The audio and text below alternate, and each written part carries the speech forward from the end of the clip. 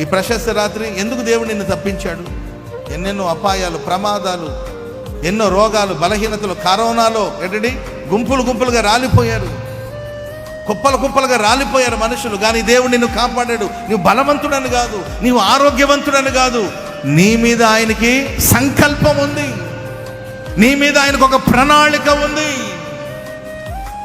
నీవు నశించిపోయి నీవు నిరాశ నిస్పృహలో ఉండడం కొరకు ఆయనను ఏర్పరచుకోలేదు.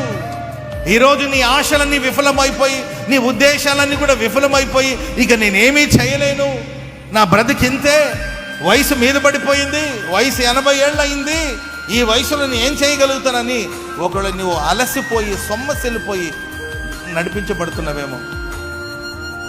హల్లెలూయా.